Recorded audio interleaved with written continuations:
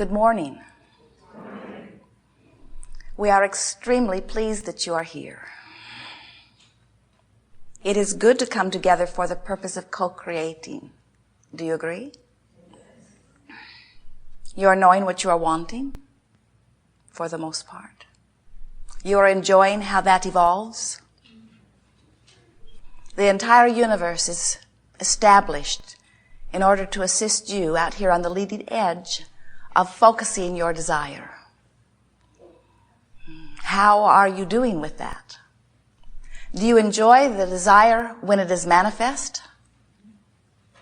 Do you enjoy the desire even before it is manifest?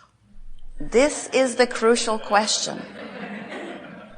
Is your desire life-giving without manifestation? Say yes. We all are eternal beings, and desire will continue to evolve. We will be eternally amending our desires. It is the way everything is established. You cannot hold your desires back. They just happen. Preferences are being born. I prefer that to that. I prefer that to that. I see all of these possibilities and this is my choice. I really prefer this. I prefer comfort to discomfort. I prefer joy to sadness. I prefer motion forward to a feeling of stagnation. Or I prefer a little ease to frenzy. I prefer more money to not enough money. Or I prefer more action to not enough action. But I prefer calmer action rather than frazzled action. But I prefer action to boredom. In other words, you are constantly in every moment at all kinds of levels of your being, even cellular levels, speaking preference. And source energy hears every preference at its subtle or broad definition and responds to it immediately. The question is, how much in alignment are you with your preference? If you have been banging around in a situation that is causing you to very clearly state your preference, you want more money, or you want a different physical condition, you want to be well rather than sick, or you want to have prosperity rather than debt. As that preference shoots from you, if you are feeling so much the discomfort of your sickness, or of your debt, or of your dilemma, then you are not in that moment a match to your own desire. So even though you have stated it clearly, vibrationally, maybe even with your words, if you are not a vibrational match to what you're asking for, you cannot let it in. And if you're not letting it in, then you're not living it.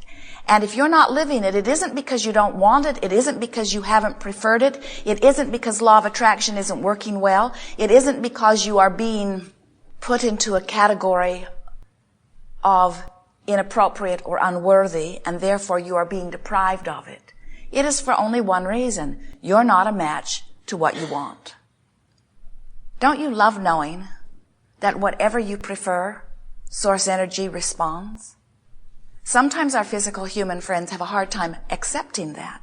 Sometimes when we say, when you ask it is given, we can feel you feeling something like, well, it would be all right if I get what I'm asking for, but some people are asking for some things that I just assume they don't get. What that says is, in order for me to be joyful, in order for me to be satisfied, in order for me to have life the way I want it to be, I need to apply some measure of control to what others are getting. And we say, if you can let go of that one, then you will be in the place of living your life in the way that you've intended.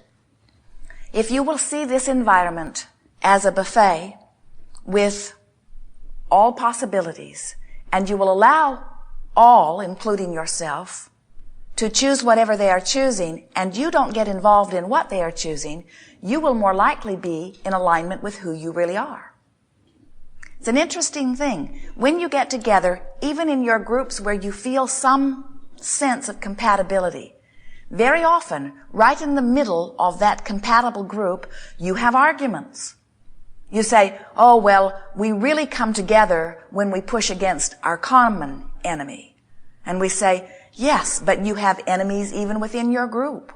And if you could get to the place where you no longer feel a need to push against anything that you disagree with, you would become in alignment with what you do agree with.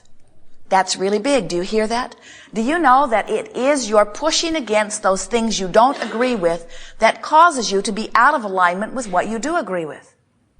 Even within your own body, there might not even be anybody else involved with it. Let's say you want to be slender and you don't feel that you are. You feel fat. You are discouraged and unhappy about your body. And you make statements of desire. I want to be slender, or I want to be healthy. I want to be different than I am, but oh, I do not like the way that I am. It's wrong for me to be this way. I feel guilty when I eat, or I feel lazy when I don't exercise, or I feel embarrassed when I'm seen by others, or I feel unhappy with where I stand. And we say, your pushing against what you do not want is causing you to not be in alignment with what you do want. It's your awareness of what is that is causing you to offer your most dominant vibration relative to this subject. That's a big word, dominant. What am I dominantly vibrating relative to the subjects that matter most to me?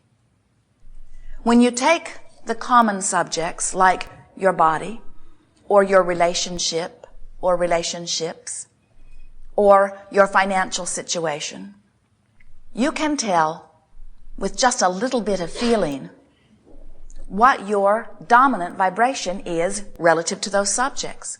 Of course, you can tell even without feeling because whatever it is what's manifesting. That's always a match.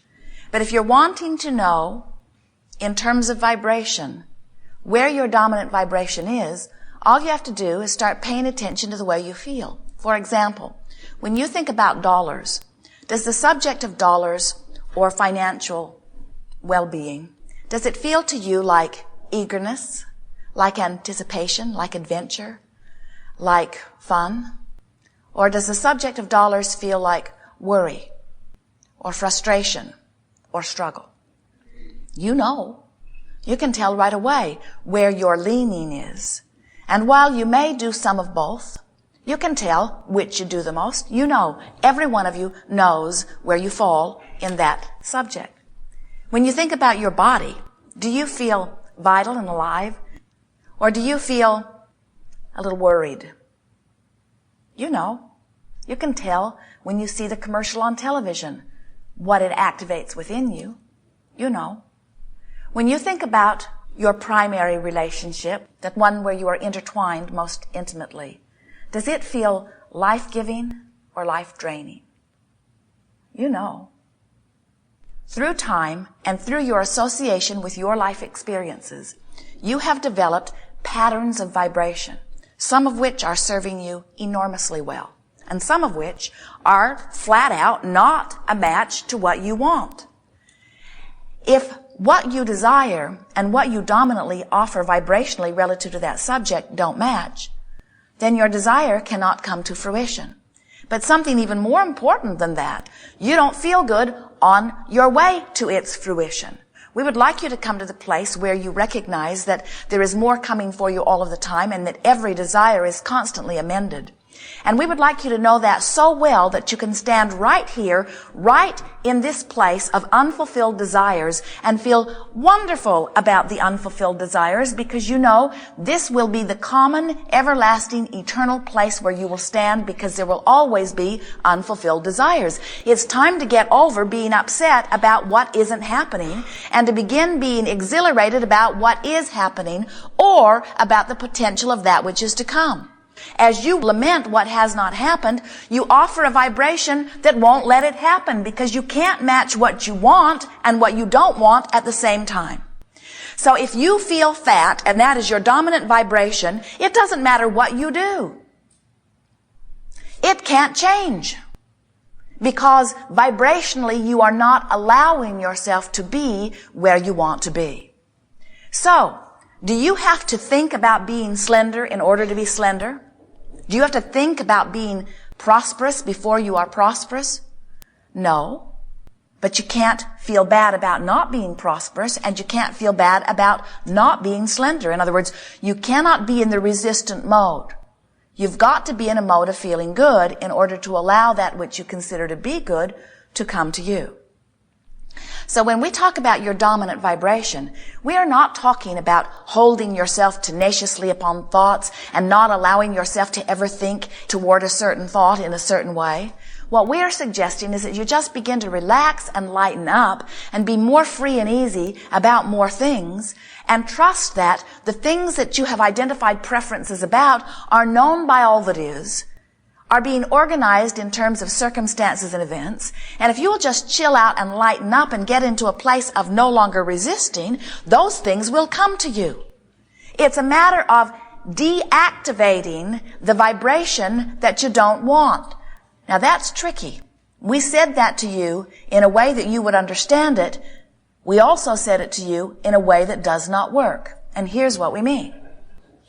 You cannot deactivate a thought. You say, all right, I feel fat and I want to be slender, so I have to deactivate the feeling fat. Problem with that is every time you think about being fat, you activate it. Every time you think about no longer smoking, you activate it. Every time you think about anything, you activate it. The way you activate is by giving your attention to it. So the way you deactivate is not give your attention to it. But when you decide you're not going to give your attention to something, you're usually giving your attention to that thing you're not going to give your attention to. And now you've activated it.